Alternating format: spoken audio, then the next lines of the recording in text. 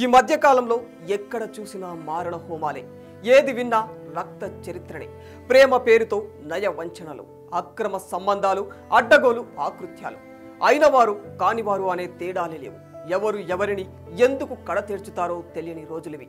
జరుగుతున్న నేరాలు చూసి పోలీసులే నిర్ఘాంతపోతున్నారు.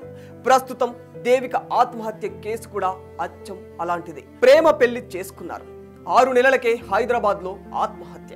కానీ ఇది ఆత్మహత్య కాదు, హత్య అని దేవిక కుటుంబ సభ్యులు అనుమానిస్తూ ఉన్నారు.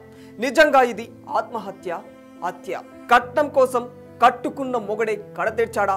ప్రేమ వివాహం నుంచి ఆత్మహత్య వరకు దేవిక ఎందుకు వెళ్లాల్సి వచ్చింది? ఇంతకీ ఈ ప్రేమ కథా చిత్రంలో విలన్ ఎవరు? ఇక వివరాల్లోకి వెళితే, వరకట్నం వేధింపులు రోజు రోజుకు బాగా పెరిగిపోతూ ఉన్నాయి. అధునాతన పరిజ్ఞానంతో కాలం ఎంతో వేగంగా ముందుకు అడుగులు వేస్తూ ఉన్నా మనిషి మాత్రం అజ్ఞానపు మూర్ఖత్వంతో వెనకకు పరుగులు తీస్తూనే ఉన్నాడు. వరకట్న వేధింపులతో సతీ సహగమనం నాటి కాలానికి ఇంకా అద్దం పడుతూనే ఉన్నారు. వరకట్న విషయంలో అత్త వేధింపులు, భర్త అరాచకాలు తగ్గడం లేదు.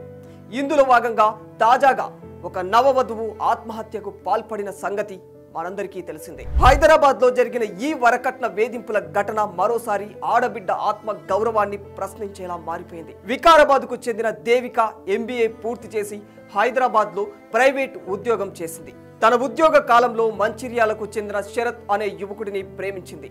ఇరు కుటుంబాల అంగీకారంతో గోవాలో ఘనంగా పెళ్లి కూడా చేసుకున్నారు.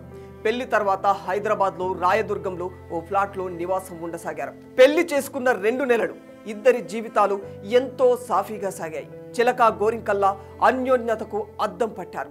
అంతలోనే ఎవరి దిష్టి తాకిందో తెలియదు. కానీ రాను రాను ఇద్దరు గొడవలు పడటం స్టార్ట్ చేశారు. అయితే పెళ్ళైన 2 నెలల తర్వాత వేధింపులు ప్రారంభమయ్యాయి. మొదట ఎంతో ప్రేమగా ఉండే శరత్ తర్వాత కట్నం కోసం మానసికంగా, శారీరకంగా టార్చర్ పెట్టడం ప్రారంభించాడు. అదనపు కట్నం కావాలని ఒత్తిడి తెచ్చాడు. దేవిక తల్లి రామలక్ష్మి తన కూతురి కోసం 5 లక్షలు 15 తులాల బంగారం ఇచ్చినట్లు తెలుస్తుంది. అయినా అతని కట్న దాహం తీరలేదు. ఇంకా డబ్బు తీసుకురావాలని వేధింపులు చేశాడు. చివరకు ఈ వేధింపులను తట్టుకోలేక దేవిక తీవ్ర మనస్తాపానికి గురైంది. భర్త మానసిక వేధింపులు, అదనపు కట్నం కోసం చేసే ఒత్తిడిని తట్టుకోలేక ఇంట్లోనే ఫ్యాన్కు ఉరేసుకుని ప్రాణాలు కోల్పోయింది. ఇదంతా ఆమె చనిపోయిన తర్వాత చూస్తే కనిపించిన ఓ వర్షన్. కానీ ఆమె చనిపోక ముందు పరిస్థితి ఏమిటి? ఆమె నిజంగా తనంతకు తానే ఆత్మహత్య చేసుకుందా, లేక హత్య చేసి ఎవరైనా ఆత్మహత్యగా చిత్రీకరించారా అనేదే అసలైన ప్రశ్న. ఈ కోణంలోనే దేవిక మృతిపై అనేక అనుమానాలు వ్యక్తమవుతూ ఉన్నాయి. ఇదంతా ప్లాన్ గా చేసిన మర్డర్ అని, పైగా ఆమె శరీరంపై హింసించినట్లు గాయాలు కూడా ఉన్నాయని, కొట్టి చంపి ఆత్మహత్యగా చిత్రీకరించారని ఆమె కుటుంబ సభ్యులు వాదిస్తూ ఉన్నారు. అసలు ఏది వాస్తవం అనేది పోలీసుల విచారణలో తేలేదాకా చెప్పలేని పరిస్థితి. ఇదంతా అనుమానాస్పద కోణంలో దేవిక ఫ్యామిలీ ఆరోపిస్తున్న వర్షన్. ఇంకా 3వ వర్షన్ కూడా ఉంది.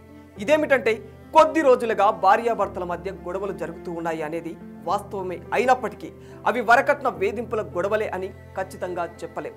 ఆ గొడవలకు వేరే కారణాలు కూడా ఉండవచ్చు.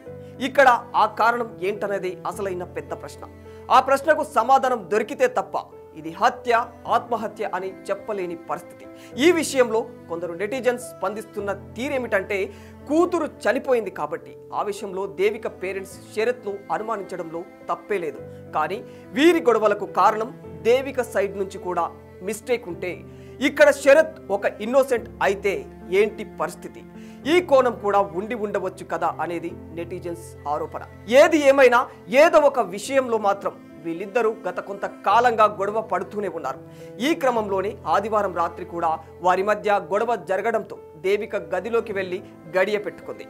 బయటకి వెళ్లి తిరిగి వచ్చిన శరత్ చంద్ర తలుపులు తట్టినా దేవిక స్పందించకపోవడంతో నిద్రపోయి ఉంటుందని భావించాడు. సోమవారం ఉదయం 10 గంటలైనా దేవిక బయటికి రాకపోవడంతో అనుమానం వచ్చిన శరత్ చంద్ర తలుపులు విరగొట్టి చూడగా ఆమె ఉరి వేసుకుని కనిపించింది.